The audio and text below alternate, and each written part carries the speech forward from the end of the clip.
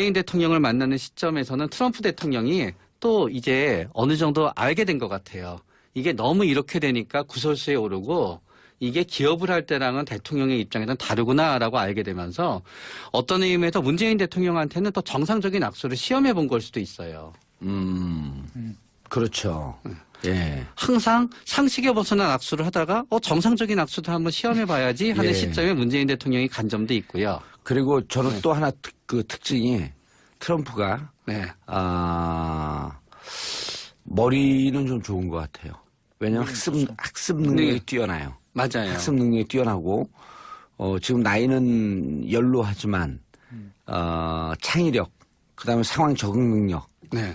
그다음 주위에 얘기 안 넣는 척하면서 귀 기울이면서 얘기를 듣고 하는 능력은 거의 30대, 40대 정도의 젊은 트렌드 마인드를 갖고 있다. 네. 왜냐하면 트럼프가 비정상적이고 extraordinary 좀 럭비공 같다라고 하는 것 때문에 우려를 하고 있었거든요. 그러니까 이 한미 문제, 북한 문제에 대해서는 너무 중요하니까 여기서 신중해야 된다라고 하는 참모들의 어드바이스가 있었거든요. 네. 원래 같으면 안 듣는데 네. 들은 거예요. 맞아요. 이번에는. 네. 왜냐하면 자기 머릿속으로 해법이 안 나오는 아주 이상한 북의 김정은 집단이라고 하는 걸 상대하고 있는데 생각외로 꽤 고단수라고 하는 얘기를 시진핑도 하고 갔거든.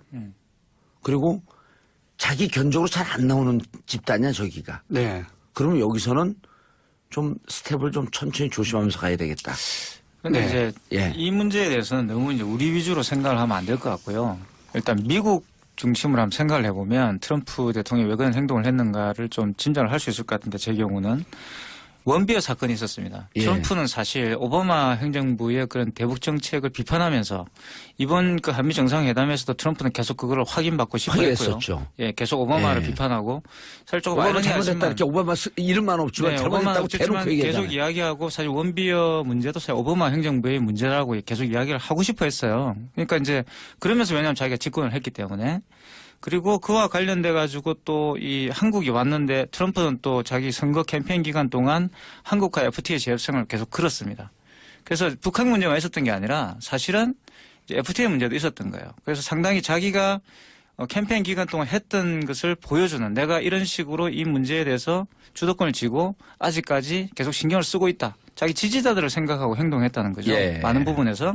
그렇죠. 그래서 당연히 조심할 수밖에 없었고 이 기본적으로 악수가 장난을 많이 쳤잖아요. 그죠. 근데 이제 장난기를 없애고 왜냐하면 원비어 때문에 너무 여론이 안 좋았기 때문에 제가 생각할 때는 그걸 굉장히 의식했다라는 예. 생각이 들었어요. 그리고 상당히 제가 유튜브 내는 걸 봤을 때는 솔직히 말하면 이 문재인 대통령은 안중에도 없는 듯이 행동을 많이 했어요.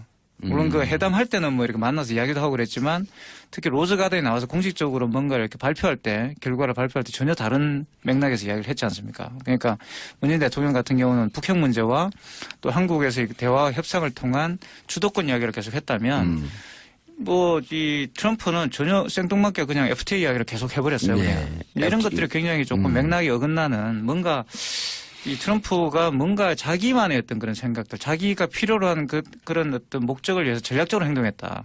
한미 정상회담을 했다기보다는 이거를 좀 자신의 어떤 지지율을 고수하기 위한 그런 이용한 거 아닌가.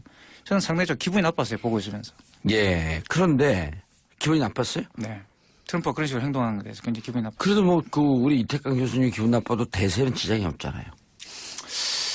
그렇죠. 우리 청취자들 기분 나빴다라고 강조하는 심리는 뭐죠, 저거는? 아니, 저는 개인적으로 기분이 나빴어요, 그냥. 저 심리는 뭘까요? 아니, 정상회담을 하는데. 청취자분들께 관심을 받고자 하는 저 심리 분석을 좀 해주세요. 이게 지금 우리 교수님이 말씀한 딜레마가 있게 되는데요. 예.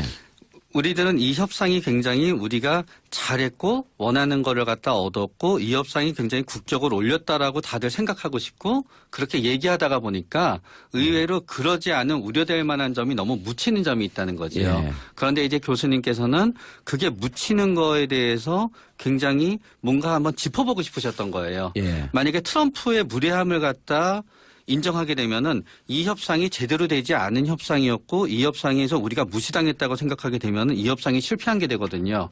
결국은 우리가 협상에 실패했다는 거를 갖다 인정하지 않기 위해서 트럼프를 올려주고 있는 게 아닌가라고는 우려를 갖다 표현하신 게 아닌가. 제 생각이 맞나요? 네, 그렇죠. 뭔 말을 그렇게 이번에 했지? 아니 그러니까 쉽게 말하면 이제 이게 말씀하신 딜레마예요. 이제 한미 정상회담 딜레마인데 이 회담을 우리가 잘 했다고 이야기한다면 트럼프가 굉장히 우리말을 잘 듣고 우리가 하는 방향으로 왔다라는 어떤 그런 결론을 내리게 되는데 그렇죠. 왜 사실 그러냐면 지금까지 외신에 나오고 있는 내용들은 그렇지가 않거든요. 그게 이제 상당히 약간 좀 온도차가 있어요. 아니 예를 들어갖고 미국 언론이 트럼프한테 한마디 했잖아요. 미국의 재정 적자가 무역 적자 때문에 생긴 게 아니다. 그렇죠. 재정 지평을 잘못해갖고 생긴 적자를 왜 당신은 자꾸 무역 적자 얘기하면서 그다음에 FTA 재협상이요? 그거 FTA 그 협상 그 합의문 22조에 해당하는 거거든요. 분쟁의 시작, 분쟁의 해결해요. 분쟁해갖고 재협상까지 가는데 2년 6개월 걸립니다. 저는 그러니까 우리나라 FTA 언론이 협상을 했다고 잘못해서 생각하지 우리나라 않아요. 언론은 네. 몰라요 잘 그것도. 네, 맞아요. 그러니까 예를 들어 근데 거기다 문재인 대통령이 기가 막히게 하나 또 껴넣었잖아요. 이걸 조사는 TF 만들자. 그러니까 제 말씀은 네. 문재인 정부 또 문재인 대통령이 가셔가지고 그것을 대처를 잘못했다는 뜻이 아니에요. 예. 트럼프가 무리했다는 이야기입니다. 트럼프는 트럼프가. 그리고 트럼프는 잘 생각해 보시면 미국 내에서도 적이 많아요. 예. 이 사람은 미국 내에 뭐 전폭적 지지를 받는 사람이 아닙니다. 지금 지지율이 굉장히 낮죠. 예. 그리고 또 원비어 사건과 관련해서 어떻게 보면 지지율 반등을 좀 노리고 있다는 겁니다. 그래서 그런 측면에서 트럼프는 혼자 놀았다는 거예요. 그래서 제가 볼 때는. 트럼프가 지금 기분 나빴다. 그리고 나빴다. 예, 한미 정상회담이라는 게 두 대통령 간에 뭔가를 하는 건 아니잖아요. 여기 방송을 통해서 한번 얘기하세요. 아저씨 나빠요. 아저씨 나빠요. 트럼프. 뭐 트럼프는 그냥 나쁜 이미지 갖고 사실은 예. 대통령이 된 자, 사람이지만. 긴급 돌발 질문. 네. 트럼프가 그레이트 케미스트리라고 그랬어요. 네. 무슨 뜻일까? 간단하게. 오래 얘기하면은 마이크 이쪽으로 톡 돌려버릴 거예요. 트럼프 입장에서 딱 봤을 때 네. 자기를 공격하지 않을 것 같은 사람이라고 느꼈기 때문에 땡. 케미가 있었어요. 그레이트 케미스트리. 원래 트럼프는 항상 이 그레이트 케미스트리 이야기를 합니다. 그것은 예.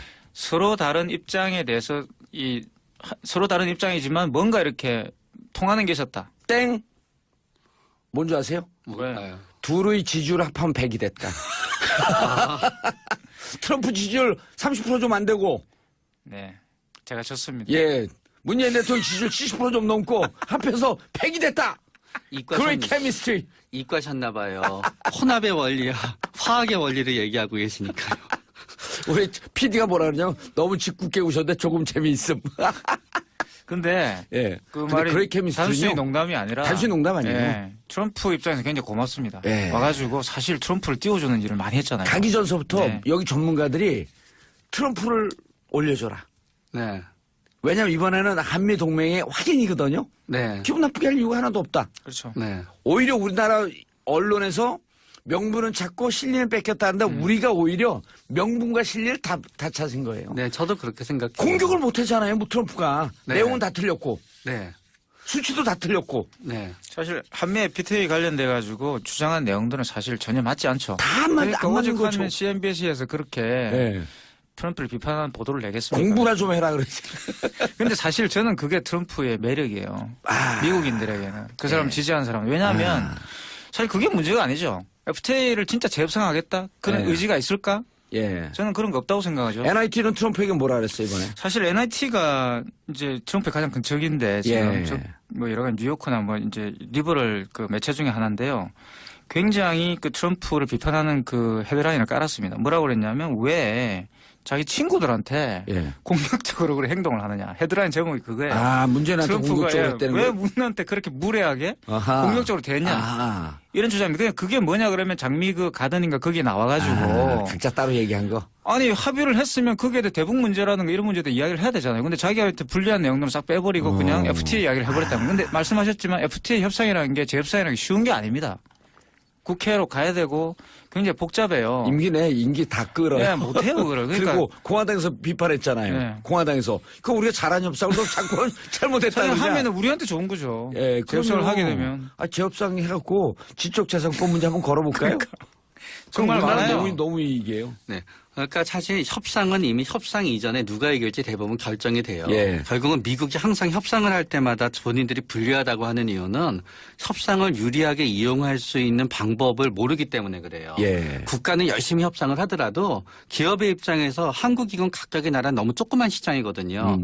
그러다가 보니까 국가가 열심히 협상을 해도요. 기업이 그거를 열심히 이용 안 하고요. 예. 우리의 입장에서 미국은 너무 큰 거기 때문에 국가가 협상을 갖다 해놓으면은 한국 기업들은 어떻게든지 그거를 이용하려고 해요. 그럼요. 그러다가 보니까 항상 미국이 협상을 하면 손해를 보는 건데 자기네 나라의 경쟁력이 낮다는 거를 생각을 못 하는 거예요. 아, 맞습니다. 정답이에요. 야, 오늘 최원장인데 평상시에 좋아했는데 오늘은 very, very good. 감사합니다. 땡큐예요. 이게 누구 표현이에요? very, very, very good. 정봉주 트럼프. 표현입니다. 트럼프의 표현이에요. 네. 그리고 지금 내가 간단하게 하나만 짚어주자고요, 우리가. 네. 우리 시청자들을 위한 꿀팁. 자, FTA 이전에는 미국이 90억 불 적자였었는데 연간. 네. 지금은 250불 적자. 자, 계산도 틀렸어요. 110억 불 적자가 더 늘었다 그랬거든요. No! 땡! 160억 불 늘었습니다. 그 숫자도 몰라요. 네. 근데 뭐, 자동차 철강으로만. 굳이 뭐 알 필요가 없었겠죠. 굳이 알 필요가 없었을 것 같고.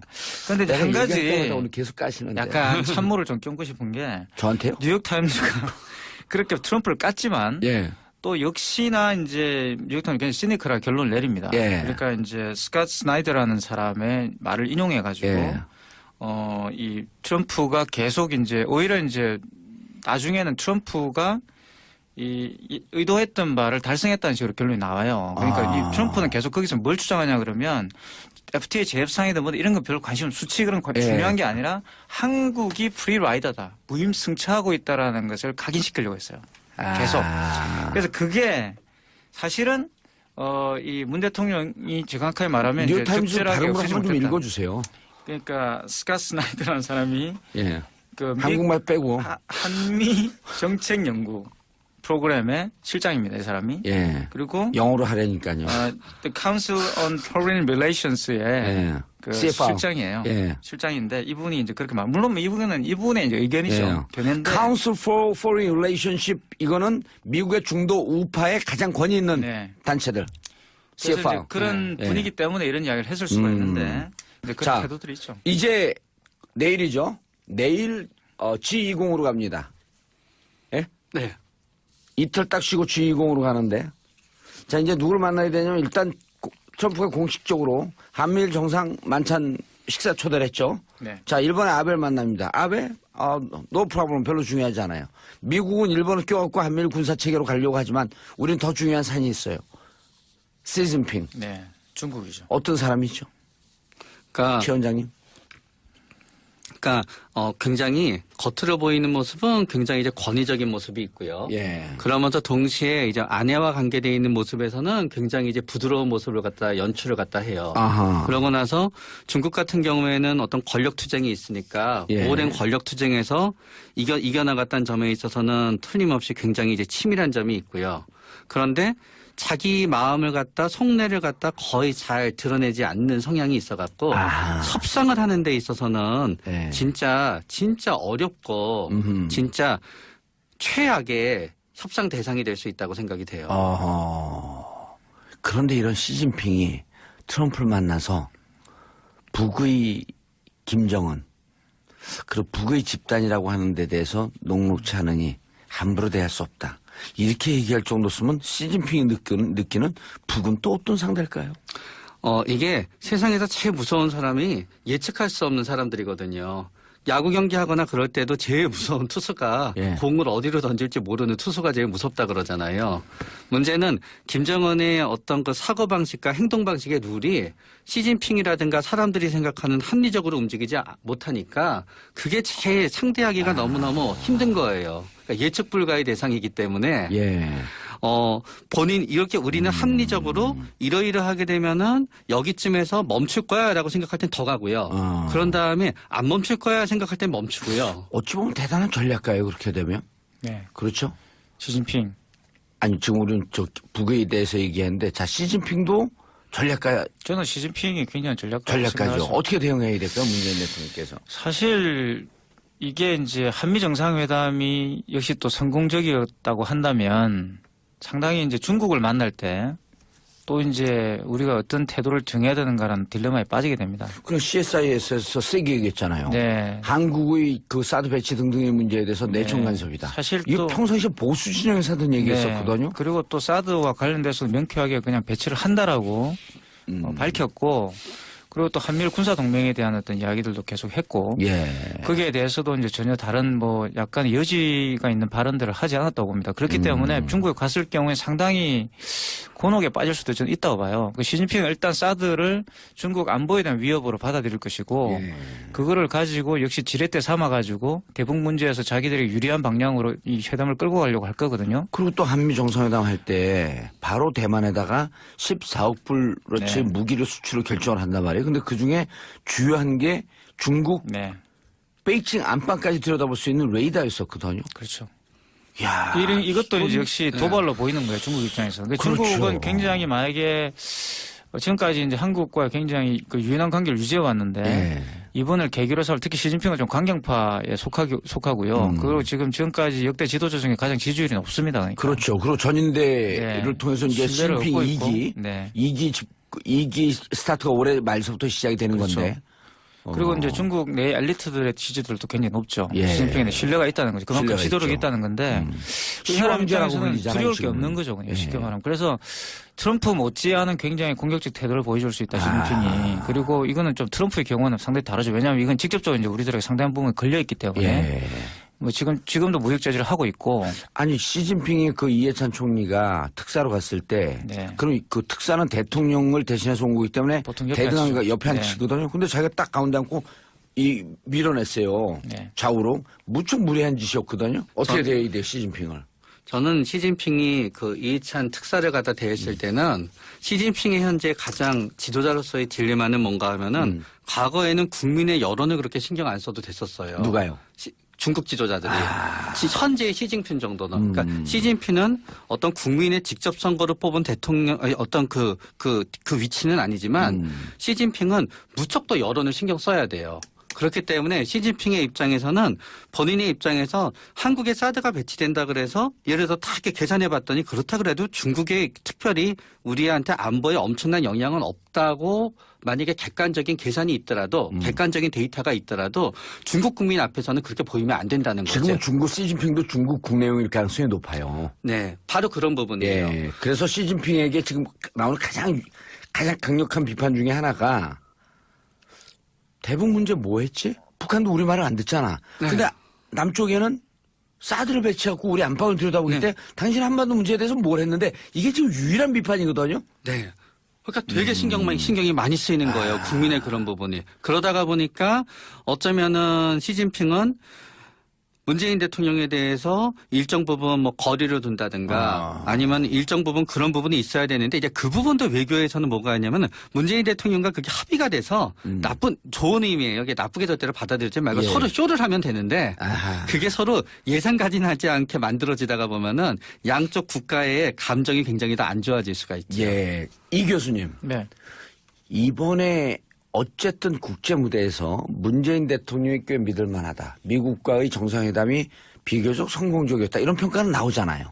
그렇죠. 이제 문재인 그런데 대통령이 이제 그런 부분을 잘 피해갔다. 예, 그리고 그래서 시진핑 입장에서는 저 문재인 대통령이 어떤 사람일까? 근데 트럼프하고 하는 거 보니까 녹록치가 않아. 이런 게 영향을 줄 수도 있을까요? 그렇겠죠. 이제 일단 저는 그 한미 정상회담에서 예. 이게 좋은 걸 수도 있고 나쁜 걸 수도 있는데 문재인 대통령이 보여준 그런 모습들은 굉장히 실리적이다 입장을 줬어요. 그래서 시진핑에게 일정하게 이런 부분들은 그냥 실리적으로 접근하면 되겠다라는 그런 인상을 줬던 생각이 예. 들거든요. 그리고 일단 트럼프를 만났을 때 예. 시진핑이 만났을 때 거기에서 일단 중국에 대한 그런 제재나 여러 가지 어떤 그 압박을 미국이 일단 보류했거든요. 북한 문제와 관련돼서. 예. 그래서 이제 시진핑으로 하여금 어느 정도 자율성을 가지고 북한에게 영향을 미쳐라. 이런 식의 어떤 자율권을 줬기 때문에 예. 이번에 만났을 때 상당히 줬더니 니도 아무것도 안 하고 있잖아. 지금은 이제 그런 거죠. 예. 그런데 거기에 가서 문재인 대통령이 가서 그런 이야기를 할 수도 있는 것 같고. 3, 4개월 안에 끝날 거라고 미국 그 우파에서는 보고 있었는데 지금 이거를 1년, 그다음에 1년 지난 다음에요. 전략영향평가했는데 그 봄, 여름, 가을, 겨울 했고 1년이 필요하거든요. 1년 지난 다음에 요게 살짝 무슨 문제가 있으면 6개월 정도가 또 연기가 돼요. 일단 1년 내지 1년 6개월 정도 시간을 그러니까 반입 배치 가동이란 말이에요. 네. 작동이죠, 작동. 작동하기 전에 1년 내지 1년 반을 벌었어. 그럼 시진핑한테 할 얘기가 생긴 거거든요. 여기에 플러스 알파만 뭐만 딱 있으면 시진핑이 알아들었어. 시시. 지금 맞나요? 시시는 이탈리아에서 예스. 그래요? 왜 갑자기 중국말이 시시는 감사합니다. 그래? 아니, 뭐. 어쨌든 알아들었다. 예. 너희들 입장 충분히 이해한다. 한미 간에 있어서 어쩔 수 없이 갈 수 있었던 관계를 니네가 이해해야 된다. 너네 중국 경제 제재 대국답지 않다. 당장 걷어라. 그럼 시진핑은 뭐라 그럴까요? 저는 중국의 입장에서는 이 경제 제재가 우리가 굉장히 화나는 거는 공식적 조처가 아니어서 화나는 거거든요. 비공식적으로 괴롭히니까. 꼼수로. 그런데 이제 꼼수의 또 묘미는 뭔가 하면은요. 꼼수는 언제든지 접기가 용이해요. 네. 그렇기 때문에 저는 그러나 대놓고 얘기하는 거는 그다지 올바른 접근 방법은 아니지 않을까라는 게 저의 생각이. 그거는 시진핑의 지위를 갖다 깎아내리기 때문에 예. 오히려 시진핑의 입장에서는 카운터를 날릴 수밖에 없게 가게 될 거예요. 그러니까 함의를 통해서 은근하게 메시지를 전하면 되겠다. 네. 알겠습니다. 오늘은 이렇게 이미지 인상으로 보는 게 아니라 두 분이 완전히 외교 문제 전문가처럼 얘기해갖고 기분이 꽤 좋았어요. 감사합니다. 혼자 그렇게 열심히 이야기하는 것 같은데. 누구요? 저분요? 진행자께서. 아, 그래요? 외교 문제 전문가는 정봉주 진행자인 것 같은데. 그렇지 않아요. 우리 청취자분들은 지금 무시하는 거예요? 자, 어쨌든 인사하시죠. 네, 감사합니다. 자, 정치가 전문의 최명규 원장님, 문화비평가 이태강 교수. 이 트럼프는 전혀 생뚱맞게 그냥 FTA 이야기를 계속 해버렸어요. 예. 그냥. 이런 것들이 굉장히 조금 맥락이 어긋나는 뭔가 이 트럼프가 뭔가 자기만의 어떤 그런 생각들, 자기가 필요로 하는 그런 어떤 목적을 위해서 전략적으로 행동했다. 한미 정상회담을 했다기보다는 이거를 좀 자신의 어떤 지지율을 고수하기 위한 그런 이용한 거 아닌가. 저는 상당히 좀 기분이 나빴어요. 보고 있으면서. 예. 그런데 기분이 나빴어요? 네. 트럼프가 그런 식으로 행동하는 것에 대해서 굉장히 기분이 나빴어요. 그래도 우리 이태강 교수님 기분 나빠도 대세는 지장이 없잖아요. 그렇죠. 청취자한테 기분 나빴다라고 강조하는 심리는 뭐죠, 저거는? 아니, 저는 개인적으로 기분이 나빴어요, 그냥. 저 심리는 뭘까요? 아니, 정상회담을 하는데. 청취자분들께 관심을 받고자 하는 저 심리 분석을 좀 해주세요. 이게 지금 우리 교수님이 말씀한 딜레마가 있게 되는데요. 예. 우리 문제도 있었던 거예요. 그래서 상당히 자기가 캠페인 기간 동안 했던 것을 보여주는 내가 이런 식으로 이 문제에 대해서 주도권을 쥐고 아직까지 계속 신경을 쓰고 있다. 자기 지지자들을 생각하고 행동했다는 거죠. 예. 많은 부분에서. 그렇죠. 그래서 당연히 조심할 수밖에 없었고 이 기본적으로 악수가 장난을 많이 쳤잖아요. 그죠. 근데 이제 장난기를 없애고 왜냐하면 본비어 때문에 너무 여론이 안 좋았기 때문에 제가 생각할 때는 그걸 굉장히 의식했다라는 예. 생각이 들었어요. 그리고 상당히 제가 유튜브 내는 걸 봤을 때는 솔직히 말하면 이 문재인 대통령은 안중에도 없는 듯이 행동을 많이 했어요. 물론 그 회담할 때는 뭐 이렇게 만나서 이야기도 하고 그랬지만 특히 로즈가든에 나와서 공식적으로 뭔가를 이렇게 발표할 때 결과를 발표할 때 전혀 다른 맥락에서 이야기를 했지 않습니까? 그러니까 문재인 대통령 같은 경우는 북핵 문제와 또 한국에서 대화와 협상을 통한 주도권 이야기를 계속 했다면 하는 능력은 거의 30대, 40대 정도의 젊은 트렌드 마인드를 갖고 있다. 네.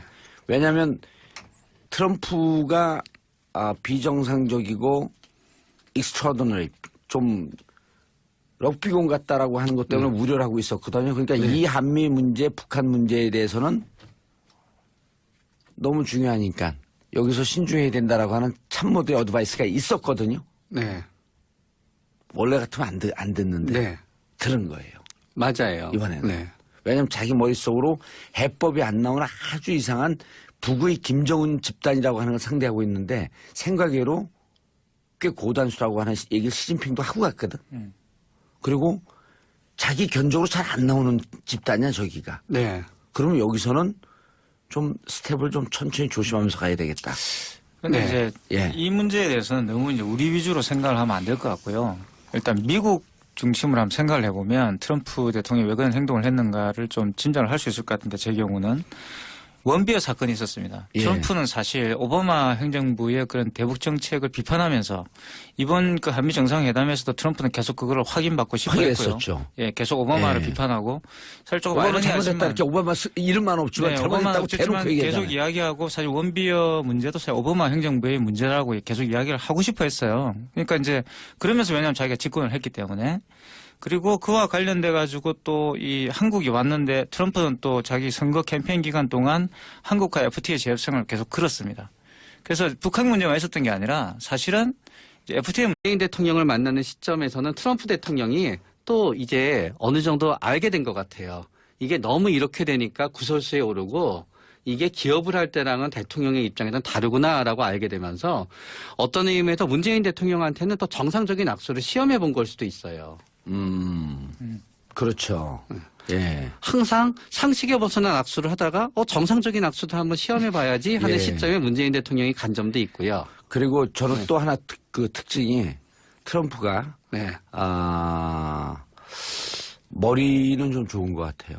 왜냐하면 학습 능력이 네. 뛰어나요. 맞아요. 학습 능력이 뛰어나고 지금 나이는 연로하지만 창의력, 그다음에 상황 적응 능력, 네. 그다음 주위에 얘기 안 나는 척하면서 귀 기울이면서 얘기를 듣고